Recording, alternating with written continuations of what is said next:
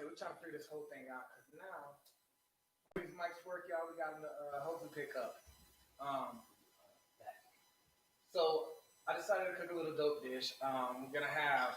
I'm actually gonna fix the camera a little bit. He has tacos that are gonna be portobello tacos with onions, tomatoes, vegan sauce that I use vegan mayonnaise and stuff, some spices, vegan parm and everything. So you know what I'm saying. And then I have the fish tacos, beer batter fish tacos, cod. So, bro, take a bite and tell me what you think, man. And while you do that, I'm gonna get some music on too.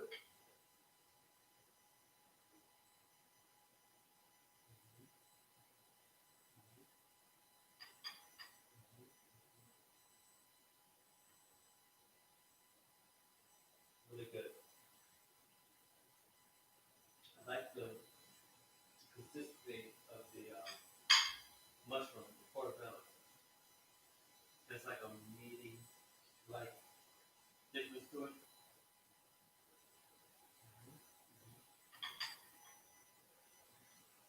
Really good.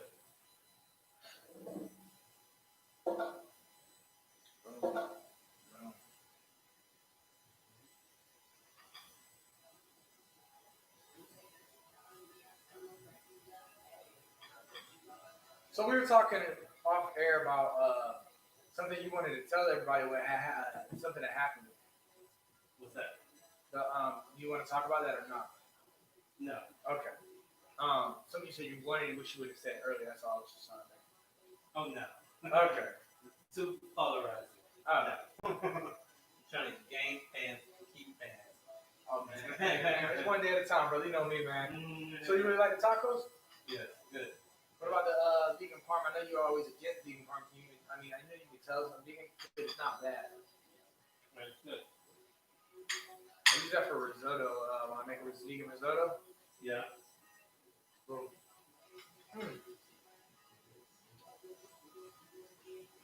Fish tacos. So, man, these are good. Yeah. You know, I want to talk and stuff and have a conversation with you. I'm like, man, I want to eat. Mm-hmm. Getting a little nasty, people, but that's okay. When you have real talk around food,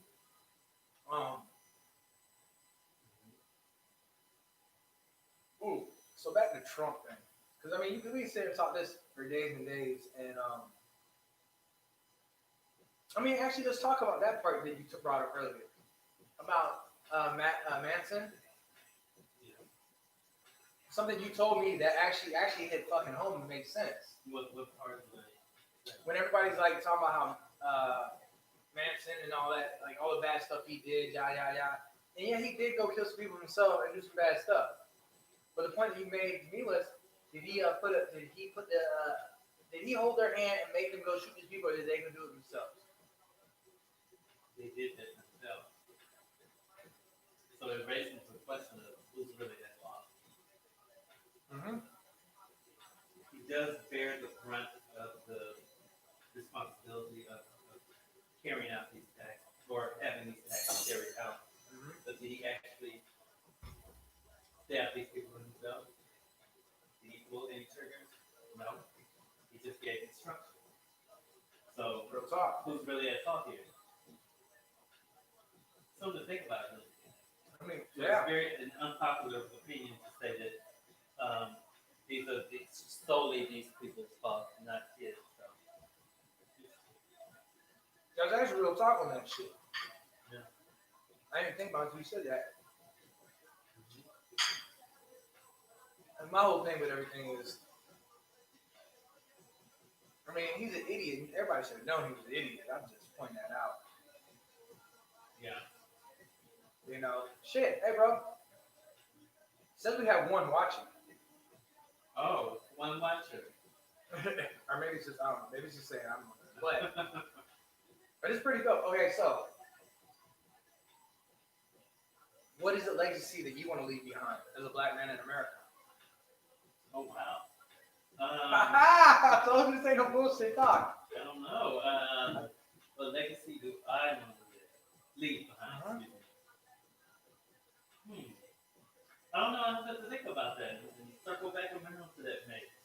Yeah, No, we will circle back down to that's that. a big one. I mean, but it's a question that I've asked everybody that sat across from me in any of the shows or anything I've done. And the reason is it's not even as a black, like, I've asked women what was the legacy they will leave behind. I've asked white men, like, I've asked people. Mm-hmm.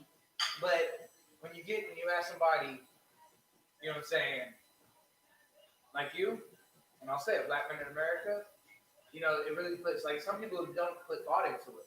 But I notice a lot more black people put thought in what they say when they leave than some white people. Yeah. That's crazy, isn't it? Well, sort of.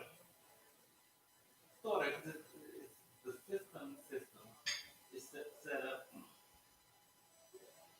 Some white people have the luxury of not. White people have the luxury of just being, just existing. Black people, we have to prove this, prove that, time after time after time. We have to be 10 times better. Seems like 10 times better. So yeah, that's the good one. But see, that's for me. It's like, yeah, I'm a white dude. Hey, I could probably just live and be, but I wouldn't be happy. I wouldn't fulfill myself. Like, don't some people have that in their heart? Be like, hey, I'll give you some more. Don't worry. You have more? I have another bottle. But that's why I was saying off camera early on the phone about white privilege. White people are going to have to start to acknowledge that they have it, and what are you going to do with it? I think I know what I'm doing with mine. And that's the thing. What are you going to do with it? Acknowledge that you have it, and what are you going to do with it?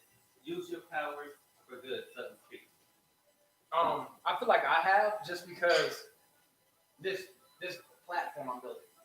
You know, I have an ability to build a platform where people can cook, right? But at the same time, people can have a conversation and eat and help change and put this content out there. Us sitting here and having a conversation, you know what I'm saying, is what really brings us hope, like, what's good about this. Yeah. So, absolutely.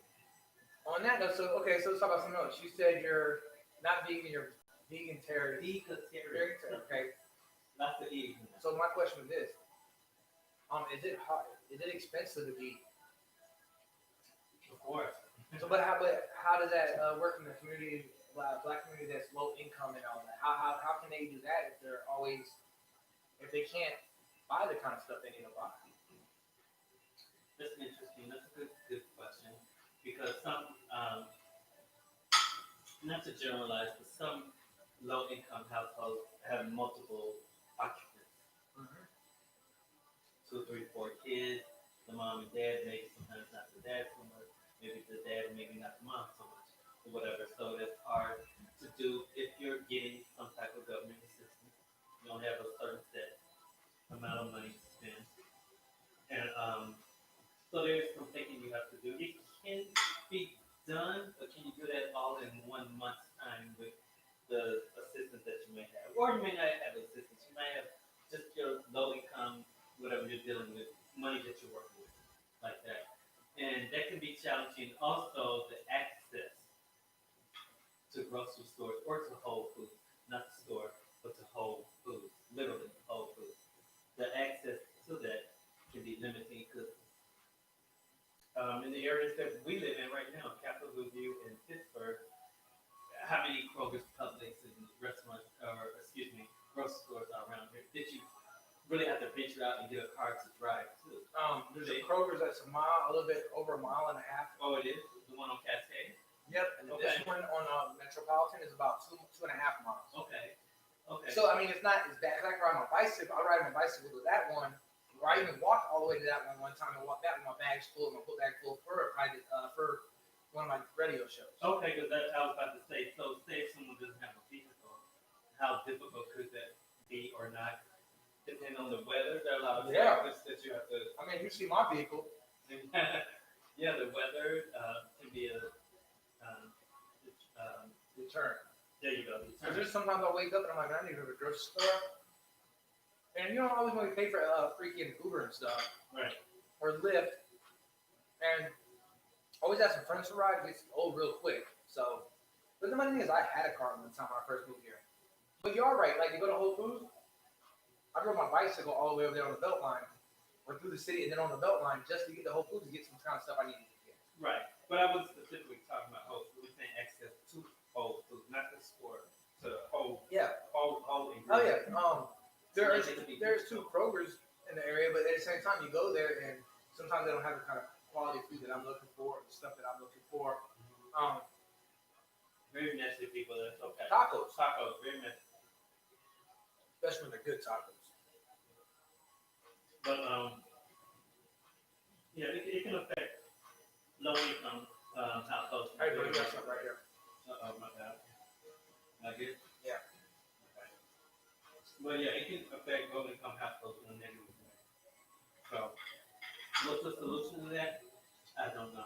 And then what about so if you want your kids to be vegan and they're going to school and you're from low income housing and you're getting does the school have a vegan dish set up for? Because I mean, you know, right? Because it's free lunch, right? For low income, yeah.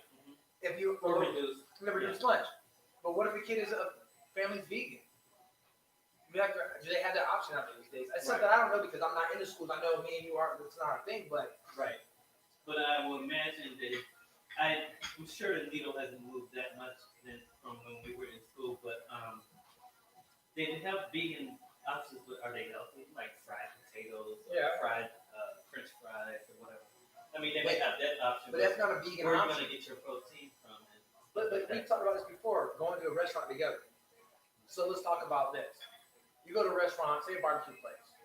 What are the items that you can use to eat when you go to a barbecue place? Besides, and that can be challenging depending on the barbecue spot and what they use to cook those items. There you Sometimes go. they drop meat in to make the flavor come out. Yeah. So that could be challenging. So you have to ask questions. Did you make this with meat? Yeah. So basically, we're limited to the side at a barbecue spot. Yeah, but I'm using a barbecue spot because I used to work at one and I helped change that a little bit when I was there. What I'm getting at is when you go to most restaurants nowadays, yes, there are more options, like we said, but still a lot of restaurants you go to, and they all you can get is a salad, or you know what I'm saying? Right. And you get a salad every fucking meal, it gets old real quick. Right. You know, but a freaking eggplant lasagna is a great and it's vegan all the way through. You know what I'm saying? Yeah. That's an incredible thing. Stuff like that, having stuff like that, dishes like that, even doing a vegan stir fry. Yeah. Like that'd be easy for the school to do something like that. Oh yeah. Yeah. But you have to understand that at school things are being mass produced. Yeah, but you can still do a pretty good size of vegan stir fry that would be mass produced. And they could. But they usually because I put $20. You're right, but I put $20 in it. You can get all the vegan stuff done, or without, you know what I'm saying? And it's out of a can. But at school, I'm doubting if they use fresh ingredients. Yeah. Most of it comes from a can, dump it in. You know, I have a friend that's a chef at a school, but it's a private school. Okay. And it's like, and they like these healthy dishes, all this shit, but it's, and that's the that's not even racist. That's just the system that's out here now. That's been here for years. That we need to break. That got to give everybody the same option, same opportunity. But if we do that, then are we becoming North Korea? Yeah, I mean, I'm not trying to be an asshole because in North Korea they tell you what job you're gonna do. They everybody has the same opportunity because guess what? Yeah. You take a test. Oh, you're gonna do this. You're gonna do that. Like they tell you. Right. I mean, here you have to grind to get where you want. Sometimes even grind it, you don't get there. Yeah. So what's a better country? Shit. Being told what you're gonna do, or have the freedom and luxury of doing what you want to do. Some people that are stressed out might like the North Korea plan. Oh, okay. It'll be more structure, I guess, if you look at it that way. It takes out the thinking. You're gonna do this, and this is your path, and there you go. Yeah, you don't have to question about it, Right. But is that really a life to live? That's unadventurous. I would say it's not a life to live, but if you're born into it, then that's how you know. So what else is there? I don't know. Shit. So something to think about. It's crazy. I mean, we sit here talking about this, and some people be like, man, what? Like, they just, but real talk, like, just sitting here talking about different things, like, different cultures, we both see different things. Yeah, absolutely. Yes. Yeah, I don't know. Having access to healthy food is difficult, and it is expensive. If you don't have the means, it can be expensive. Have you seen the fridges out here called Free 99, Free Fridge 99? No, what's that? So there's a lady I met her. We at the brewery that I do my part-time gig at. We have one of them outside, and it's two fridges, painted yellow, and then next to it has boxes too that people put like a lot of people come and they put like granola bars, soups, pasta, and they'll already do pre-made meals in there too, and drinks and waters and all this, and loaves of bread, and it's for the community. Um, Do they play a reduced price? it's free, You said 99. What's that? free 99. Oh. I love it. Free fridge 99. Yeah, Free fridge 99. it's on Instagram. Like, hold on, let me pull it up for you. Yes, because everybody loves free 99. Anything that's free 99, that's what you call it. Free 99 fridge. Yeah. So they donate goods to this fridge. And anybody just comes by and Yeah, look. That's the one at the brewery. They're doing it all this stuff. like what's That's the criteria? They have they Like, tell could you. I just walk up and get it? Yeah, I'm saying I wouldn't need it, but I could do yeah, that. Okay. yeah. I mean, it's like even me, because I live in the community, and you do too. There's one over Grant Park, I think, has one. They have like 3 or 4 in the city now. Okay. Now let's talk about speaking of communities, the communities, capitalism, youth, Pittsburgh, people's view of them Man. and where they're heading into the future. So, Because people have some interesting views of capitalism. Trying to go far. See, that's another one. This is the one at Lost and Found thrift store. Okay. And this is the one. It's Atlanta, Georgia. This is another one. Okay. And it's for homeless people. It's for all the community and stuff. And that's what's so cool about it. I just wanted to point that out. Like, Yeah. I mean, that's the lady that runs it. Her and her husband. Okay. I mean, they're just freaking. They're really good people. Like, Oh, that's cool. food. They do food banks and all that stuff. Right. Christmas stuff. Like, this is in the brewery. Like, this is the stuff like giving out like help. Like, they're all about helping community. I just wanted you to know. So like, okay, but the communities. So first of all, I told people I was moving to the capital, we buying a house, and they're like, you're moving to the ghetto. You're moving to the hood. Yeah. You're moving to you're white people. And I was like, okay. Now that was people that when I was at the pantry or even at Sam's Barbecue One, but like most of my other friends, they're like, oh bro, you moving to the neighborhood, it's cool with you. I don't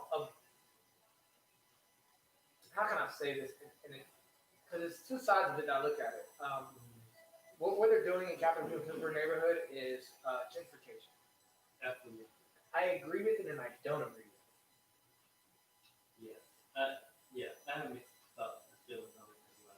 So, because I look at it, it's a good thing, but at the same time, I want you to leave. I want us to have people like me to come in that want to help the community, but have the people that were part of this community and help them stay in this community, help them build this community up, because they bought in before anybody bought it. Right, and that's the part I disagree with. Taking people who have lived there all of their lives, and family after family, generations after generations, and trying to buy them out so they can take their homes, gut them, rehab them, and sell it to someone at a high price.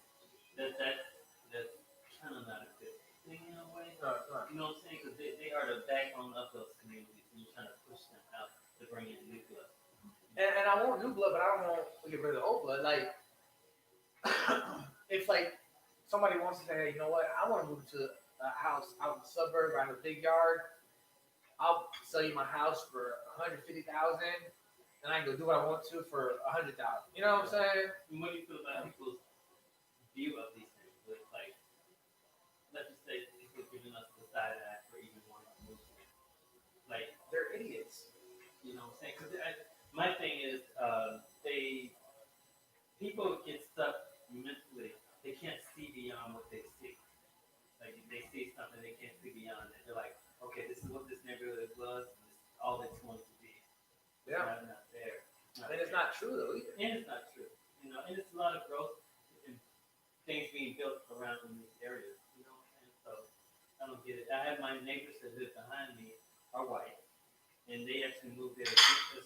January of 2020, and I met the husband just in passing, and he said all his friends in that friend group thought they were crazy. Like, why would you move here? Shoot, my In other words, he was trying to say why did you move to a predominantly black neighborhood? My football, I play fantasy football. I have a group chat, and there's one black dude who's from England, and most of them are white though. But they all were like, when I was doing this, they thought I was crazy, and now they don't think I'm as crazy as I was, because it is getting better, it is improving. The belt line's getting down. Like that's what we looked at.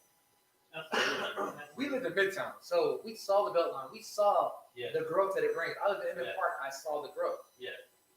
And I wanted to be part of it. Like, so the main reason I moved to Capitol View, just so we all know this, when you think about Capitol View, what chef do you think about? What chef, when you think about Capitol View? No chef. When you think about Crawford area, Kevin Rathman comes in. And West Midtown, Annie. 4-5, when you think about the 4-5, you got these people that you think about. You know what I'm saying? Downtown, Big Dave. You know what I'm saying? We can throw that. Midtown, what's the that cheesesteak place? Cheesesteak. Right there across the street from the down from 6th Avenue. Oh, damn it, Woody's, yeah. Yes. So you see what I'm saying? Like everybody has their like little areas and shit. Yeah. But Capitol View, like really? Yeah. I don't hear that. And the reason is because it's South Atlanta, but it's the city of Atlanta. Yeah. But it was the black side of the Atlanta that nobody wanted to talk about, and nobody wanted to go. It was crack infested about 8, 9, 10 years ago. Yeah. You know. Past people. Past. And you've got, but it's changed. Like my homeboy lives one street over. Kai went missing. He helped me go look for Kai. Yeah. Next door, I have a black family. They're incredible. I have a Hispanic lady that lives next there. I have Bobby lives across the street, black, and I have a Hispanic and a white couple that live on the corner, and then there. But then there's a black family that was there, retired military. Yeah, I know my people in my neighborhood because I take a chance and I walk and I say hi to people. The thing about it is it's a mix. It's a melting pot. And that's what you want. And it's become it's exactly what you want. Because that helps get rid of racism. Yeah, absolutely. Because think about it. Absolutely. You got a all-white couple living on the street, right? Then you have this maybe Hispanic couple. You know what I'm saying? But then across the street you might have a mixed couple, right? Then down the street you might have an Asian couple or Asian family or a mixed couple with a white and an Asian. Because there's an Asian dude and his girlfriend, fiance, I think girlfriend, but she's white. They have a house over there. Like you go through here, there's different backgrounds and everything, you know. Right.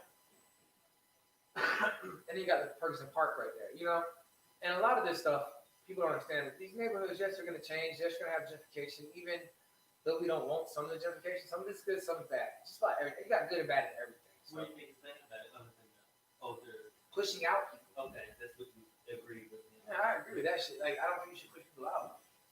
And I think I'm very happy about stuff I have seen in Pittsburgh and everything, and Capitol View.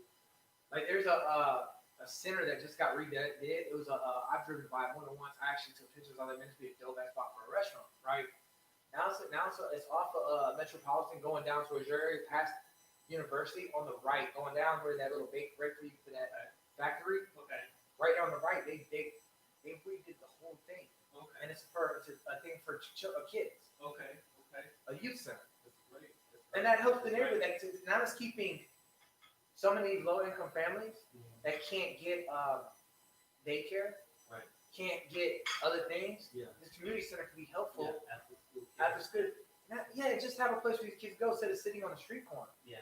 And trying to sell water at exits and stuff. Because I still get attacked from where I chose to move to. Like, I'm like, you all don't get it. I'm like, I'm still alive. I'm not shot. I'm not stabbed. I'm still here. We're still here. So what's so bad about it? And it's very it's becoming a mixed area. 'Cause I've seen some things. I've driven around the neighborhood. Since I moved there and before, but recently I've just seen some different types of people and stuff. I'm like, just coming along, people, just give it a moment. I Give mean, it a moment. I can sit on my front porch and I'll see like I know she's mixed lady Yeah. run by, right? Yeah. Then I'll see a white family walking with their dog and their kid. Right. I'll see a black family doing the same thing. I'll see a mixed couple doing it. The other day I was coming back from work and I was coming out, I saw this black girl lady and this white dude walking together going to the store. Right. In the neighborhood, and I love that. Yeah. And the reason I love it is because it's changed. That shows change. That shows growth. That shows a way to stop this neighborhood. Capitol View could be part of the solution. Yeah. I'm just waiting. And Pittsburgh can too. Oh yeah, absolutely. I'm just waiting for other things to be built around here in these two areas. And, you gotta think about these three areas. If you think about it, you got West End. Oh yeah, West End. West End, right near where the brewery's at. You know what I'm saying? Park. Their park is right there next to the brewery. Peoplestown, which is across the way from Pittsburgh. Yep. No, definitely all these. These are the ones that are in the city. Yeah. City of Atlanta, and that's the thing, that you're in the city of Atlanta. Right, which is one of the reasons why I chose to move. And you have a yard? Like, we both have yards. That's what's dope. Like, you think about a lot of people, like, I live in the city, dude. And they might have, like, might not even have a yard. Just a little bit, if that. Or they might have a freaking, be living in a hybrid garage. You know what I'm saying? Right. Or they might have a freaking condo, but right. To me, the house part was the way to go. Right. If that. Yeah. I mean, I hate the shit that I have to deal with and shit. I mean, that's the thing about being a homeowner, but hey, you can get to stuff one moment at a time, whenever you get to it. But baby steps. It's just the awesomeness of just having something that you having ownership in a community where you want to see growth. And that's what it's all about. I mean, it'd be awesome if we could have like a farmers. Is there a farmers market near here? Not in this area. So like a pop-up one? Not even pop-up, just like a standalone stationary. There's like, have you seen the grocery store called the Bear? I think it is. I'm not sure. Not off the top of my head. So, and I don't know how to say this. When you walk in there, you know straightforward that this is like a cheap store for cheap food Okay. And where is it? It's shit. It's not far. It's down the road. Do you know where the brewery is? Mm-hmm. You know where Monday Night Brewery, you're on the road, you're going toward my brewery. Right. And Monday Night Brewery, you're on the left. And there's a stop sign, hit that stop sign, write it down. Okay. In that area. It's over there near that area. Okay. Like, shit, I'll look it up for you, man. Because I went in there, and I mean, I'll go in there and shop. I ain't gonna lie, but. I mean, what did you get? Did you get potatoes? Yeah. Broccoli? Yeah, I mean, yeah. Okay. That's what's up. I mean, I think it's called Big Bear. Yeah, Big Bear Foods. Big Bear? Okay. Yeah, it's 1.5 miles from here. Okay. Not far. No. Is it a big space or just like a small? I mean,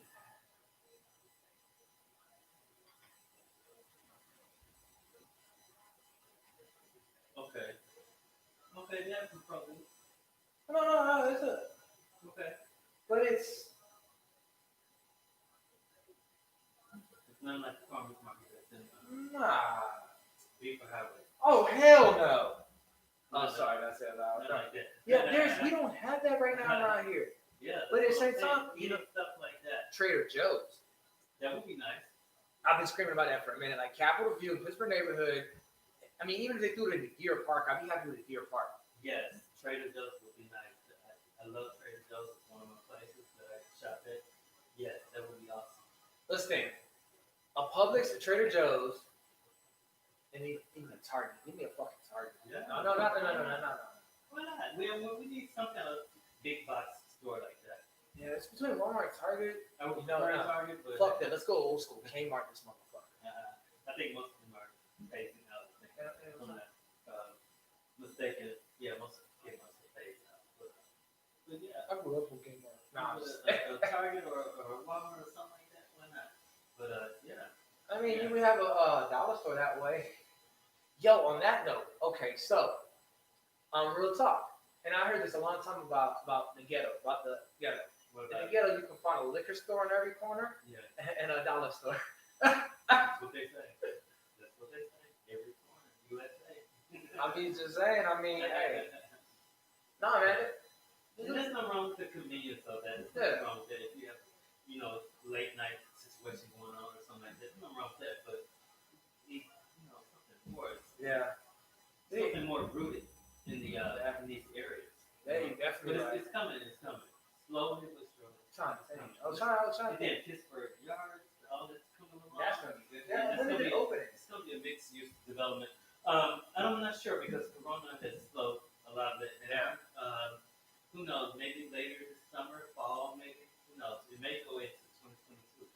Who knows? But they're making strides. Yeah. Things are happening. So. Hey man, it's just baby steps, y'all. I mean, that's how we look at it on everything we talk about. Absolutely. The only way you're gonna have change is by baby steps. You can't. Some people want shit happen just like that, Right. and you can't. And that's the truth about it. Right. There's not gonna happen like that, but over the time it will. Absolutely. Yeah. Well, I was trying to think, like, there's so man, how many empty buildings are in both these neighborhoods though? Lots of empty buildings, but it's coming along. Oh yeah. Yeah, we're gonna get there. In 5 to 10 years from now, the neighborhoods, particular Capitol View and Pittsburgh, are gonna look so different. Yeah, and they're gonna be some of the biggest like neighborhoods and People are gonna wish. The people who gave you the side eye are gonna wish they bought into one of these neighborhoods. Because then they're gonna be coming here like, here's the deal. How far? I mean, yeah, we don't have Walmart like you said. We don't have those stores, but how far are we from some of that shit? Not far at all. I mean, like we moved from Midtown areas in Park by way of Midtown, but hey, I go through those areas just about every day. Only 10 minutes away, 10-minute drive. Oh yeah, dude, I can bicycle less than 30 minutes there. Absolutely. Still have access to all these neighborhoods, Emmett Park, Midtown, all that. Now I'm hoping this summer. Town. What I'm really hoping for this summer though is they start because so that's the thing you might want to check out too. So over there near the brewery in the Weston, they do a farmers market stuff. They do a what's called independent market, indie market. Definitely go check out. There's a lot of people there. A lot of stuff's being sold, food, but then there's ingredients and there's clothes and all this. It's like a lot of young people, a lot of old people, a lot of just different things. Right. So I'll definitely keep in check with that because with the brewery being there, they're doing a lot of stuff there. Yeah. But I would love for them like to do on a Sunday or a Saturday. Yeah, just do a farmers market thing over there. Absolutely, that would be great. Nice set up something. Yeah. You got the space. Yeah, why not? The basketball court without the basketball goals. Yeah. And I hope they do a lot of. I hope they get Pittman parking up, basically. Pittman, your park. Right in Pittsburgh. Yeah, it's decent, but it could use a lot of help, and hopefully in the future, that could come along. So, my question with you now. You have a dog, right? Where's the closest dog park? Dog park. Yeah, I'm about to say Pittman Park, but there's not a dog park. Closest one probably be Piedmont. Probably or maybe Freedom Parkway. Freedom Parkway, maybe. Yeah. How big is Pittman Park? It's maybe I wouldn't say maybe a quarter size of maybe what Piedmont is. Because this is a 50-acre park behind it. Okay, I'm not acre-wise. I'm not sure how big it is, but it's a small park. No, it's small. So I mean, you could still like take part of the area and fence in and make it a dog park area there. You could definitely. Yeah, it's nice land and nice space there. They just need to do more. Yeah, definitely. Hold on.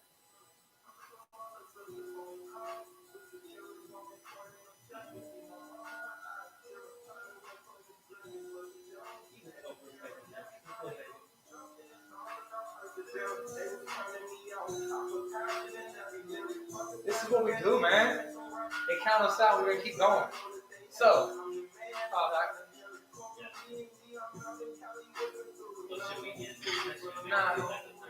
we're gonna go look on and we're gonna call it because I just had to hear that. No, so I was gonna talk to you about the park. So I plan on doing event in this park to do something and get the money to build a dog park in this park. And I was thinking if I have to, I can tag team with you on that one.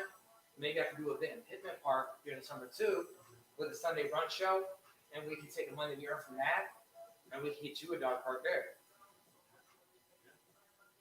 That would be awesome. I mean, that's the other part of these neighborhoods that they're missing Mm-hmm.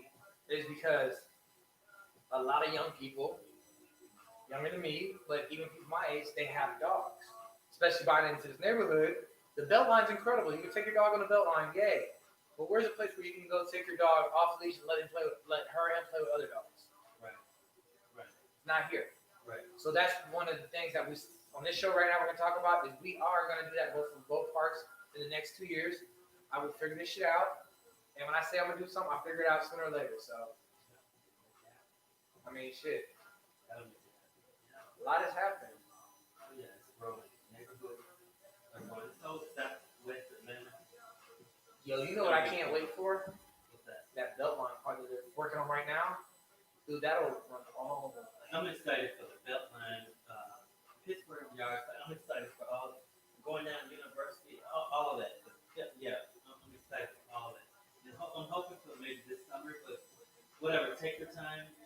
Do it right. Nice people, do it right. And I'm here for it. You know, just growth. And I think university is going to be a hub for a major artery into the Southwest Atlanta area. Yeah. We have Metropolitan, you know, they still have some growth to do. Because I see some abandoned homes and stuff up and down. Not even abandoned homes, abandoned. Buildings and stuff in Metropolitan. Yeah. So Metropolitan could be a major hub, and so could university. Yeah. You know, they meet right there together. I love it. I'm excited about it, and those people could be. So you plan on not moving from your area now? You're set For a while. for the next 10 years at least. At least. For a while. And that's how you like when I was buying a house. Probably 10 to 15 years. And I didn't know if you felt the same way I was thinking when I was buying my house. I was like, I'm buying this house and it ain't going to be a 2 or 3 year thing. This is going to be a 10, 15, 20 year spot. This is where I'm going to grow. This is where I'm going to build my next thing, my next build, and get to my next level. That's absolutely. Is that how you thought about it? Like, so Yeah. I mean, I never do anything. I'm the type of person, everything's long term. I could buy a sweater. I'm thinking long term, which is, I've had this for years. So I think long term with everything. Like, how can I get the best use out of whatever I purchase? So how was it? How was the process for you? And I'm gonna go back to this. Buying a home? Buying a home as a black man, a single black man. It was easy in that respect. It's just buying a home period was nerve-wracking. Why? Just buying Give me the 3 things that was the most nerve wracking. Oh God. Well, with my situation might be unique, it might not. I had my lease term was ending at a certain point, so I like to plan ahead. So I planned like 3 months in advance. Okay, we're gonna start this process. We're gonna buy a home. Okay, what side of town do I want to live on? Like I had kind of pretty much had all that lined out. I guess the hardest part was finding the house. How many houses did you look at? Oh, Wait. Okay, so that was one hard thing. Give me 2 other hard things, then I'm gonna ask you that question. I'm trying to think of 2 other hard things. One's finding the house itself. It's just that deadline with the lease ending or whatever with that. Third thing, I can't think of really a third thing. The main thing is finding. What about the people that kept the naysayers? Wasn't that a hard thing to deal with? Having naysayers tell you you're wrong, you shouldn't. As far as where I was going or move to. No, I mean that wasn't pleasant, but that wasn't a determining factor. No, not a determined factor, but it was a hard part having to deal with that though. The stress of dealing with somebody. Yeah. Not nice to hear or whatever, but I was gonna push and move forward anyway with what I was gonna do. So, it is what it is. But so I got in there and did it, and it was crunch time, but I hit it right at that moment. How many houses did you look It at? was close. Gosh. Over maybe about 25 that I looked at, meaning actually physically went into it. Maybe 25, but looked at online, strolling. 200, 300, 400, 500. Yeah. I'm right there with you on that. Definitely, but physically walking into maybe like 20, 25 maybe. Did you get every single thing you wanted when you found this house, or is there a few things that can get modified that give you what you want down the The road? house that I have now? Yeah. No, I don't think unless you have the house built from the ground, I don't think you're gonna get 100% of what you want. True talk, real talk. So no, I didn't get everything that I want, but 8 out of 10, I get it. Yes. Which of the two things that you didn't get that you really would like? Two of the things. I don't know. I can't think of two. I can definitely think of one, but I can get that later. What's the one? It's the a gas stove. I was already, I already knew what's going there. Yeah. We talked about that. Oh, dude, that was like, Yeah, I have an electric stove, people. that was a sure I don't thing. know how you all feel about that, but I have an electric stove, but I want a gas range. It's just what I want. Yeah. It's not. It's just the way the food cooks up and everything. The aesthetic, the old school feel of it. I just want all that. You know what I'm saying? And I don't like the. There's a microwave above. I think you have one. Yeah, I'm getting rid of that The too. microwave above the stove. I won't change that out for a hood. Full hood system. Absolutely. But that's the major, probably the only thing I'm like.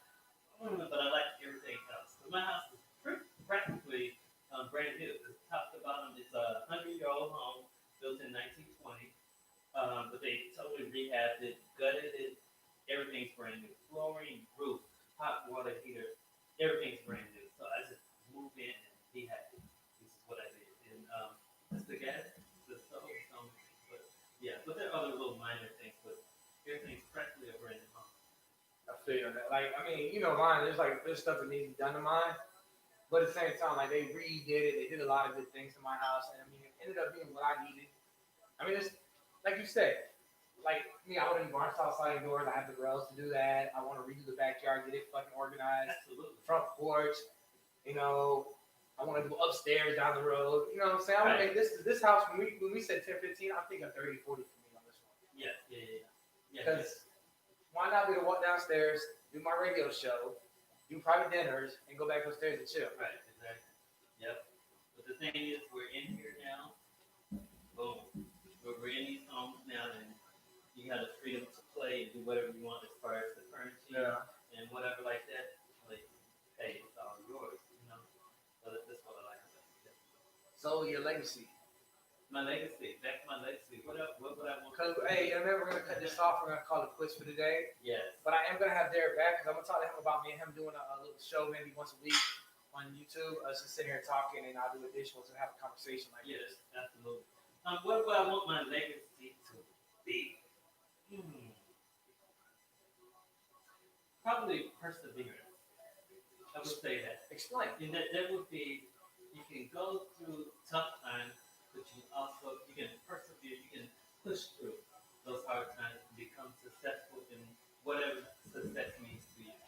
I think that's the legacy I want to leave behind and what I want my God kids to see and see that in me. That you go through tough times, having a tough upbringing and rise above that. You know, and do something great with your life, which is, I think, what I do. Yeah. Because I've gone through some adverse situations, but I've come out from those. And then we'll talk about those down the road. Oh, of course. Because I figure we'll go more in depth about who you Absolutely. are as these episodes go. Yeah, but perseverance is what I think. You have to persevere. No matter who you are, what status you are in life, the common thread is to persevere through your adversity. You'll rise above it. So, real quick, good answer to that. Love it. But I just thought about you live in Pittsburgh neighborhood. What's right down the street from Pittsburgh neighborhood that happened this past summer? Or this past year, last year? This past summer, yeah, unfortunately, the shooting of Richard Brooks right on University Avenue, right outside my neighborhood. And that happened Less than half a mile from you. Oh God, yeah. Come out of my neighborhood, boom, hit University. I mean, if you could go straight across the highway, it's right there. It's less than 400 yards. Right, that's true. And that didn't happen before I actually moved there. It's like maybe I think it happened in June, I believe, May or June. Yeah. June, because George Floyd happened at the end of May. So June was Ray Sharp. June or July, and I moved at the end of July. That's when I moved into the neighborhood. But that happened, and it was heartbreaking. And it was like, I hate to say it, but it's like another name. Like, here we go again. Another hashtag. Did that make you think twice about moving to the neighborhood? Absolutely not, because I'm smart enough to know. I would like to think smart enough to know that wasn't isolated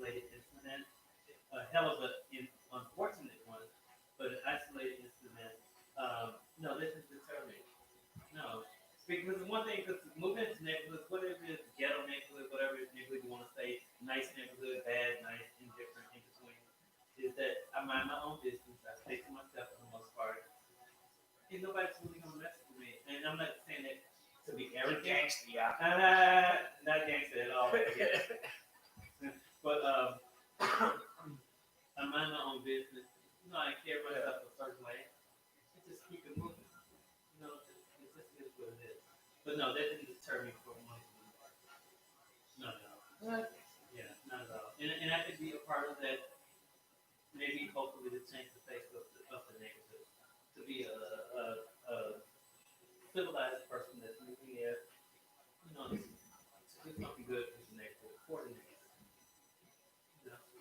Yeah. Real talk right there. That's what you need for these neighborhoods to be successful. People that aren't scared to move in here and be like, yo, I want to help be the part of the change. I don't want to be to tear down the neighborhood. I want to build the neighborhood up and build it into what it was and what it can be. You know what I'm saying? Right. Absolutely. Because Pittsburgh was a hardworking black neighborhood. It was, still is. I mean, What I loved about the neighborhood, I did my research.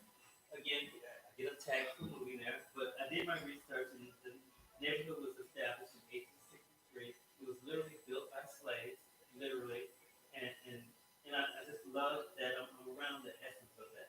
Whether obviously those people aren't there anymore. It was 1863, but I feel the essence, the energy of that surrounding. So I'm protected in that way. It was good. I love our neighborhoods, man. I do. But hey, so let them know how they can contact you if you want to have a conversation with them. If you want to hit me up and see some of my content, you can reach me on Instagram at mrderekman.com. Yeah, Mr. Derek Man, sorry. That's my handle. MRDERRICKMANN on Instagram. So you can see content about Atlanta. I cover food, music, movies, stars, entertainers, some sports stars, whatever. But just the tastemakers in the Atlanta area, in abroad, and just throughout the U.S. is what I cover. So, Hey, real talk. And y'all know content. Hey, dope content all day, every day. Hippie Head Chef ATL off of Instagram. Hippie Head Chef LLC on Facebook. Check out my page. This is my new channel. We're starting to build this. And don't forget Sunday brunch, Sundays from 12 to 2, live on Heavy Ground Radio. Download Live 365 app and then search Heavy Ground Radio. Save it as a favorite. You can listen to us 12 to 2, but he has music and everything playing. And don't forget DJ Young's show on Saturdays, 12 to 2 on the same station. Don't forget Dreaded Truth. And I got to highlight my Hot Blaze promotion team. Thank y'all for everything, man. I have a whole crew of people behind me. So it's time to make change, y'all. And this is how we're going to do it. So have a great day. And I'm going to post this and I'll tag everybody and we'll have fun later.